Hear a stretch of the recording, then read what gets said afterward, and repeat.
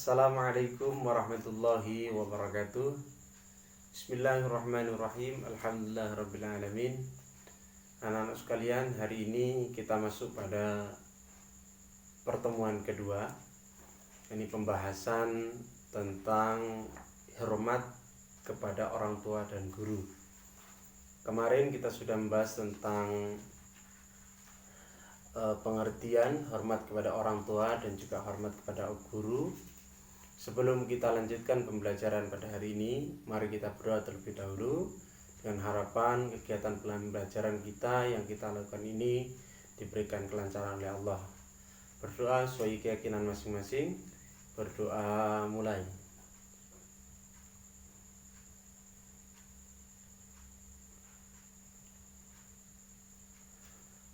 Berdoa selesai. Anak-anakku sekalian, hari ini kita bahas tentang dalil-dalil tentang iman, tentang menghormati orang tua dan guru.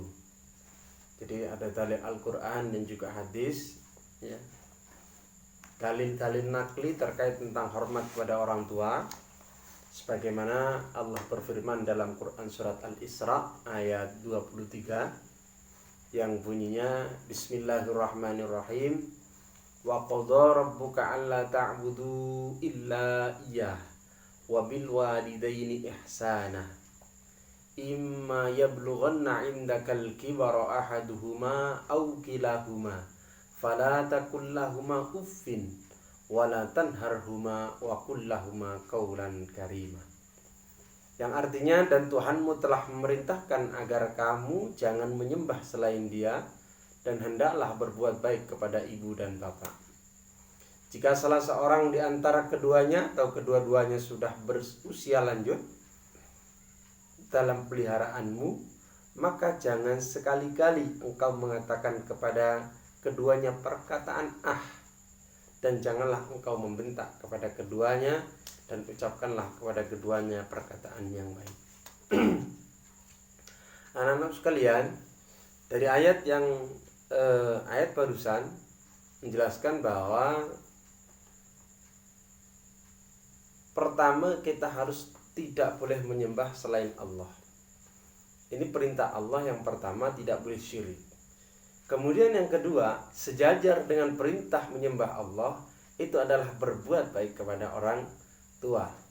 Ini menunjukkan bahwa betapa pentingnya, betapa harusnya kita menghormati orang tua kita. Betapa mulianya orang tua kita ini.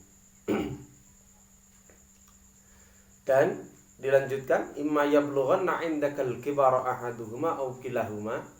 Apabila keduanya atau salah satunya sudah lanjut usia dan kita yang merawatnya, maka jangan sekali-kali kita mengatakan Yang dimaksud ini adalah perkataan yang menyakitkan, ya. Jadi jangan tidak sampai membentak pun, ya. Mungkin kita punya perasaan dalam hati saja mangkel kepada beliau, kemudian kita kertek kalau istilah Jawanya, ya. Nah, itu kita sudah tidak diperbolehkan. Dan kita diperintahkan untuk berkata, berperilaku, menghormat dengan baik kepada beliau berdua. Karena itu adalah salah satu balas budi kita kepada orang tua, salah satu bentuk terima kasih kita yang sudah merawat kita sejak kecil. Dikuatkan dengan hadis Nabi Muhammad SAW yang berbunyi, an Abdullah bin Umar qala jaa rajulun ila Nabi sallallahu alaihi wasallam yasta'diluhu fil jihad faqala ahayyu walidaka qala na'am qala fa fihi ma fajahid. Diceritakan dari Abdullah bin Amr, dia berkata, seseorang datang kepada Rasulullah sallallahu alaihi wasallam meminta izin hendak ikut berjihad, hendak ikut berperang. Lalu Nabi Muhammad SAW bertanya kepadanya, apakah kedua orang tuamu masih hidup? Dan seorang itu menjawab, masih. Kemudian Rasulullah SAW bersabda, berbakti kepada keduanya adalah jihad. Ya. Jadi kita berbakti kepada orang tua itu juga merupakan jihad fisabilillah, ya. Pahalanya sama dengan kita mengikuti perang. Dari pembahasan dari yang minggu kemarin, bahwa kita punya orang tua tiga, ya.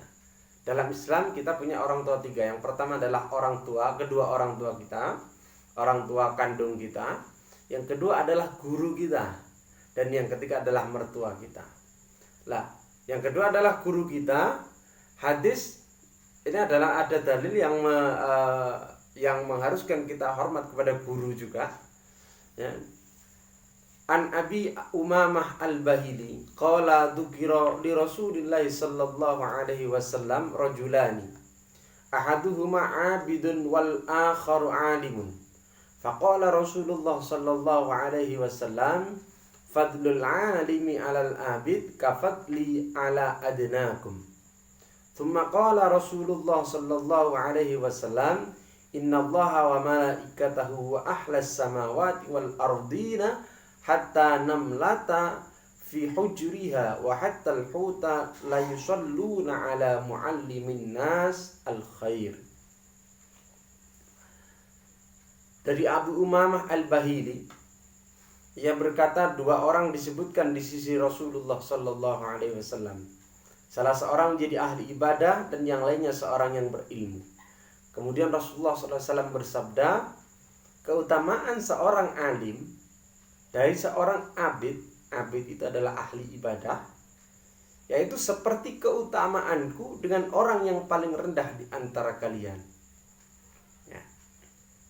Jadi keutamaan orang yang punya ilmu terhadap orang yang ahli ibadah, ya, ahli ibadah tapi tidak ahli ilmu, ya, yaitu sebagaimana keutamaan Rasulullah dengan orang yang paling rendah di antara kita. Kita bayangkan derajat Rasulullah saja dengan para ulama, para sahabat itu lebih tinggi Rasulullah. Apalagi dengan derajat orang yang paling rendah, orang yang paling jelek di antara kita. Sangat jauh sekali. Bahkan ada satu hadis lain atau maqalah itu yang mengatakan bahwa kafatlil qamari ala sairil kawakib, atau sebagaimana keutamaan bulan purnama, ya, dengan beberapa bintang-bintang, ya. Betapa mulianya orang yang punya ilmu ini. Maka dari hadis ini membuktikan bahwa orang alim atau orang yang berilmu itu punya derajat yang tinggi di sisi Allah Subhanahu wa ta'ala, ya. Bahkan dilanjutkan oleh Rasulullah, sungguhnya Allah dan malaikatnya serta penduduk langit dan bumi, bahkan semut yang ada di dalam sarangnya sampai ikan paus, mereka akan mendoakan untuk guru yang mengajarkan kebaikan kepada manusia. Ini betapa mulianya seorang guru. Maka kita seorang murid yang mengambil hikmah, yang mengambil ilmu kepada beliau, harus kita hormati, ya. Jadi kembali kepada orang tua kita tadi, itu posisinya sama. Orang tua kandung, guru itu posisinya sama, ya.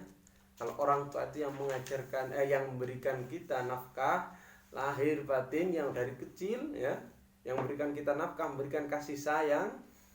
Kalau guru adalah orang yang memberikan pengertian, orang yang memberikan ilmu pengetahuan kepada kita. Kemudian yang terakhir adalah kaitan antara ketauhidan dalam beribadah dengan hormat dan patuh kepada orang tua. Perintah berbuat baik kepada orang tua dan hormat pada guru adalah perintah Allah dan Rasulnya. Ciri-ciri orang yang beriman adalah beribadah kepadanya dan menjalankan perintahnya merupakan bagian dari ibadah, ya.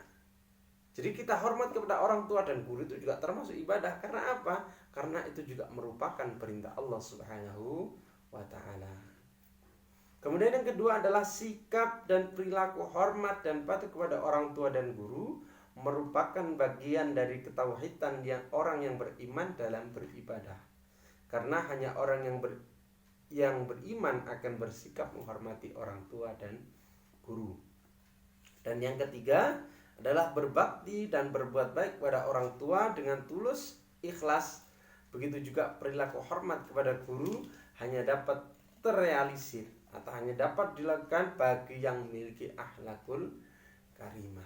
Sebagaimana dalam ayat yang tadi, ayat kemudian hadis-hadis Nabi Muhammad SAW tadi sudah cukup bagi kita sebagai seorang anak dan seorang murid harus menghormati orang tua dan guru kita. Ya. Jadi itu anak-anak sekalian, untuk mata pelajaran hari ini kita nanti di pertemuan yang ketiga kita akan sedikit mengevaluasi hasil pembelajaran di pertemuan ke-1 dan kedua.